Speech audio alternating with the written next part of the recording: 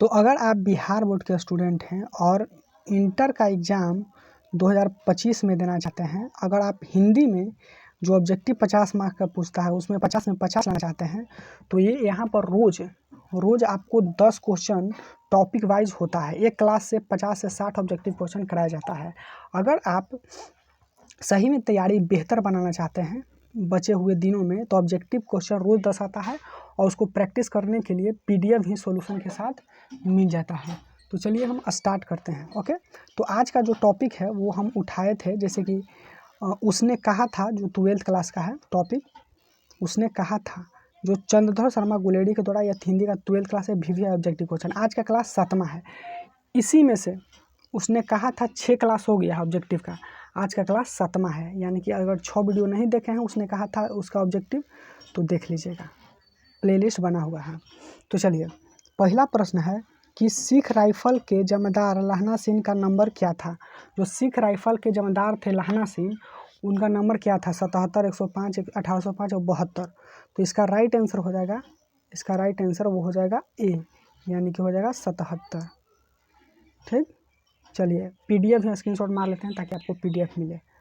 चलिए आते हैं। उसने कहा था कहानी है, बताइएगा। दूसरा प्रश्न है युद्ध की कहानी, दिव्य प्रेम की कहानी, प्रेम पर बलिदान होने की कहानी, या इनमें से सभी, आपको बताना है। तो 7वां का जो राइट आंसर हो जाएगा, दूसरा का वो हो जाएगा डी, इनमें से सभी है। इसमें ये जो कहानी है 5 चरणों में हुआ है, ठीक ना।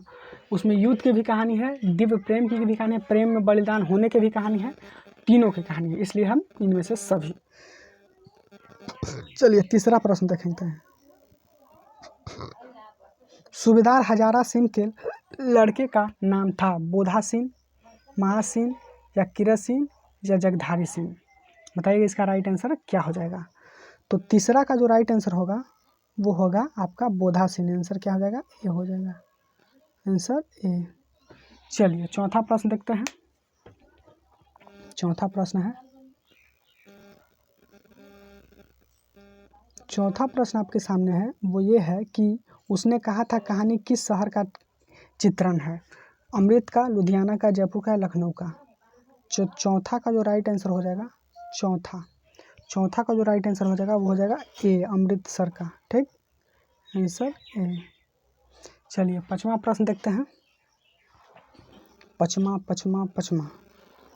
पांचवा प्रश्न है कि लहना सिंह गांव का नाम क्या है? मगर, मांझे, कटरा, या तेलघड़िया। आपको बताइएगा क्या है। तो पांचवा का जो राइट आंसर होगा वो हो जाएगा मांझे। आंसर क्या हो जाएगा आपका? बी। आंसर क्या हो जाएगा? बी। चलिए छठा प्रश्न देंगे। छठा प्रश्न है कि उसने कहा था कहानी का नायक कौन है? उसने जो कहा था उस कहानी का नायक कौन है, पूछा भी हो गया है, ठीक ना। लहना सिंह है, या बोधा सिंह है, या बजीरा सिंह है, या हजारा सिंह है। पहला है लहना सिंह, बोधा सिंह, बजीरा सिंह, या हजारा सिंह। तो छठा का जो राइट आंसर होगा वो हो जाएगा आपका ए, ये होगा।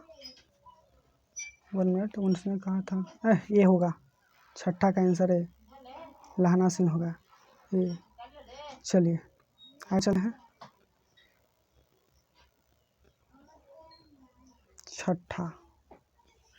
छठा था ये। चलिए सातवां देखते हैं।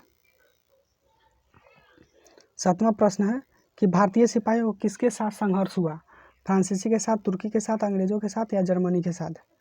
तो ये तो जर्मनी के साथ हुआ था। 7 का डी, 7 के D, answer D, S D बोल, हाँ जर्मनी के साथ डी।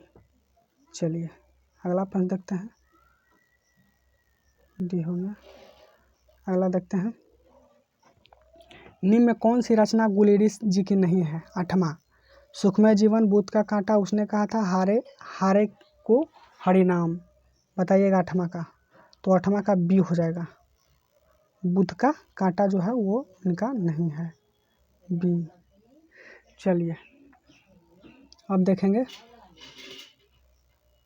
सॉरी, इसमें डी होगा, 8वां का डी हो जाएगा, 8वां के डी, आंसर डी।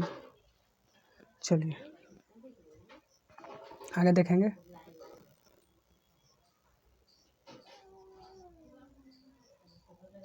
आठवां का डी। चलिए 9वां देखेंगे। उसने कहा था कहानी के कहानीकार कौन है? बालकृष्ण भट्ट, भगत सिंह, चंद्रधर। तो इसका राइट आंसर हो जाए सी। राइट आंसर चंद्रधर शर्मा गुलेरी, सी। चलिए 10वां प्रश्न देखेंगे। 10वां है, 10वां प्रश्न जो आपका है वो है कि चंद्रधर शर्मा गुलेरी किस सदी के प्रमुख लेखक थे? 10वां के हो जाएगा 15वीं, 16वीं, 19वीं या 20वीं। तो 10वां का जो राइट आंसर है वो आपका हो जाएगा डी, यानी 20वीं सदी। Answer D. और आज का जो लास्ट प्रश्न था ये 10 था। और पीडीएफ कहाँ मिलेगा, ताकि आप तो प्रैक्टिस कर लें, अब रिवीजन कहाँ से करेंगे? तो पीडीएफ आपको वीडियो के डिस्क्रिप्शन बॉक्स में लिखा रहेगा पीडीएफ लिंक, उस पर क्लिक कीजिएगा तो आपको पीडीएफ का लिंक मिल जाएगा और वहाँ से डाउनलोड करके आप रिवीजन कर सकते हैं। तो आज की वीडियो में बताएं, तब तक के लिए धन्यवाद।